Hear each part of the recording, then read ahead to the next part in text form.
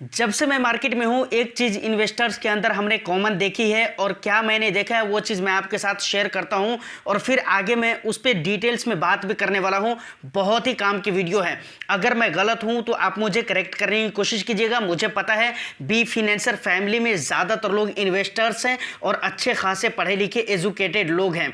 और एक बात याद रखिए, मुझे कभी भी इस बात को लेकर ईगो नहीं आता कि अगर मैं कुछ गलत बोल रहा हूँ या कुछ गलत कर रहा हूँ और अगर कोई लोग मुझे या कोई भी बंदा मुझे कहता है कि भाई तुम रॉन्ग कह रहे हो या रॉन्ग कर रहे हो और उस पर वो मुझे सुधारने की कोशिश करता, तो इस बात को लेकर मुझे कभी ईगो नहीं आता। समझ रहे हैं ना, ये मेरी सच्चाई है और हमेशा मैं अच्छाई और सच्चाई को एक्सेप्ट करता हूँ, चाहे वो गलती मेरी हो या किसी और की भी हो। तो गलती को सुधारने वाले के साथ कभी भी हम दुश्मनी नहीं करते, बल्कि उनसे मोहब्बत के साथ बात करते हैं और हम एक्सेप्ट करते हैं इफ़ आई वॉज रॉन्ग। अगर मैं हकीकत मानो में रॉन्ग था, गलत था, तो मैं उसको एक्सेप्ट करता हूँ। समझ रहे हैं? तो आप मुझे करेक्ट करने की कोशिश ज़रूर कीजिएगा अगर मैं गलत कह रहा हूँ तो। देखिए, मैटर ये है कि जब तक मैं मार्केट में हूँ, जब से हूँ तब से मैं देख रहा हूँ और आप भी देख रहे होंगे और आपने भी देखा होगा पहले भी और आगे भी देखेंगे।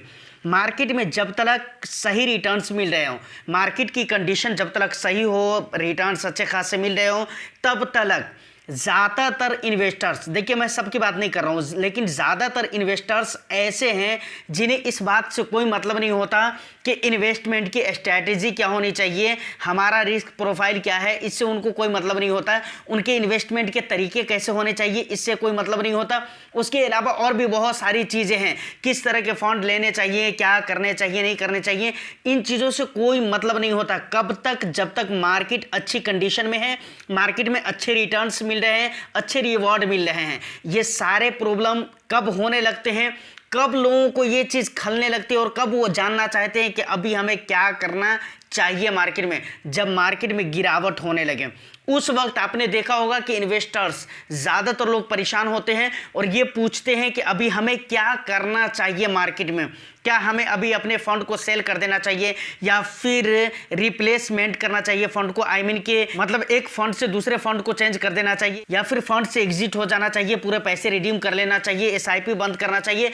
मतलब एक नहीं 1000 सवाल उस वक्त आते हैं इन्वेस्टर्स के मन में जब मार्केट में गिरावट होने लगती है। तो और आज हम इसी मुद्दे पर बात करने वाले हैं कि भाई इन सवालों का जो सामना आपको करना पड़ता है और इन टेंशन में जो आपको रहना पड़ता है कि भाई हमारे मतलब पोर्टफोलियो रेड होते जा रहे हैं, फंड के फंड नेगेटिव होते जा रहे हैं, ये सारा प्रॉब्लम क्यों होता है और किन गलतियों की वजह से होता है, कौन सी ऐसी गलती है जो इन्वेस्टमेंट करने से पहले और इन्वेस्टमेंट करने के बाद आपको नहीं करना चाहिए और उन पे बहुत सारे लोगों का ध्यान नहीं रहता है। सही बात कह रहा हूं मैं। एक चीज़ तो 100% राइट है, जो पहला पॉइंट होगा ना 100% वो राइट है। क्या है हम डिटेल्स में बात करेंगे। वीडियो बहुत इन्फॉर्मेटिव होने वाली है। एक लाइक ज़रूर कर दीजिए, चैनल पे फर्स्ट टाइम है, सब्सक्राइब नहीं किया तो सब्सक्राइब भी कर लीजिए।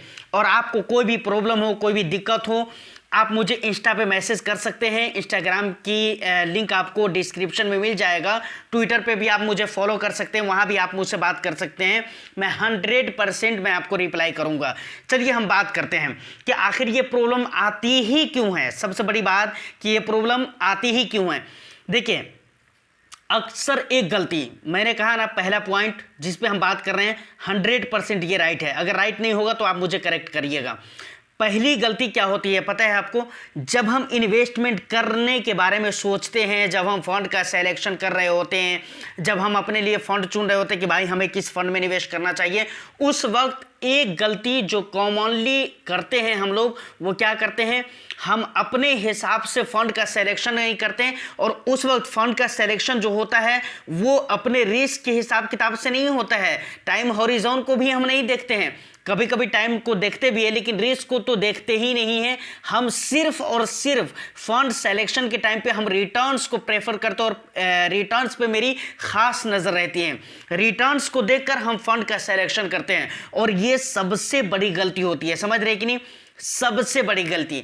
हमेशा हम ये देखते हैं कि रिटर्न्स किस में बेहतर मिल रहा है। तो जाहिर सी बात है भाई, रिटर्न्स आपको स्मॉल कैप में अच्छे देखने को मिलते हैं और लोग वही गलती करते हैं, ज़्यादा से ज़्यादा स्मॉल कैप अपनी पोर्टफोलियो में ऐड करते हैं और ये सबसे बड़ी गलती होती है। समझ रहे हैं, उनको समझ में नहीं आता कि भाई स्मॉल कैप में जब गिरावट होगी तो सबसे ज़्यादा गिरावट भी स्मॉल कैप में ही हो सकती है। समझ रहे हैं, अब 1 दिन 2 दिन की गिरावट हुई, थोड़ी बहुत गिरावट हुई, उसमें लोग घबरा जाते हैं क्योंकि उनको पता है कि मेरी पोर्टफोलियो में बहुत ज़्यादा फंड है जो स्मॉल कैप कैटेगरी के, गिरावट होगी तो बहुत गिरावट होगी, तो उनको बहुत खुशी होती है जब तक मार्केट अच्छी रहती है, लेकिन गिरावट होती है तो उनका टेंशन, डिप्रेशन दोनों एक साथ शुरू हो जाता है। तो फर्स्ट ऑफ ऑल मैं आपको ये कहना चाहूँगा कि जिस वक्त आप फंड का सिलेक्शन अपने लिए कर रहे हो उस वक्त आपको ध्यान देना चाहिए, सिर्फ अपनी पोर्टफोलियो को स्मॉल कैप्स और मिड कैप से भरने की ज़रूरत नहीं है, उसमें लार्ज कैप भी चाहिए, उसमें मल्टी कैप भी चाहिए, उसके अलावा और भी फंड्स उसमें ऐड करने ज़रूरी होते हैं। मैं तो यहाँ तक कहता हूँ यार इंडेक्स फंड भी एक आप ऐड कर लीजिए, क्या प्रॉब्लम है? अगर आप लंबे समय के लिए निवेश कर रहे हैं एक कर दीजिए ना। मतलब कहने का ये है कि भाई अपनी पोर्टफोलियो को ज़्यादा से ज़्यादा डाइवर्सिफाइड करके रखना है। समझ रहे हैं, अब बात यहाँ पर हम ये ख़त्म कर देते हैं कि चलिए फंड का सिलेक्शन अगर आपने कर लिया है, बहुत अच्छा फंड वगैरह आपने चुन लिया है, हर कैटेगरी से आपने फंड लिया है, अब अगर मार्केट में गिरावट हो रही है तो गिरावट के टाइम पर हमें क्या करना चाहिए?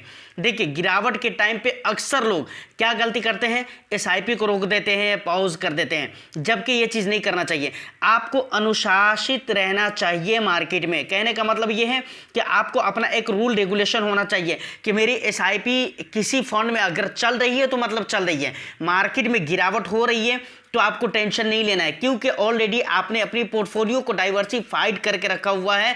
मतलब एक ही कैटेगरी के फंड आपने ठूस कर नहीं रखा हुआ है, बहुत सारी कैटेगरी के फंड्स हैं आपकी पोर्टफोलियो में, तो वहाँ पर आपको अनुशासित रहने की ज़रूरत है। अब थोड़ा बहुत नुकसान भी हो सकता है, आपको कभी कभार बहुत भी नुकसान आपको देखने को मिल सकता है, लेकिन पिछला डेटा मैं आपको नहीं दिखलाऊंगा, लेकिन पिछला डेटा आप उठा कर देखें।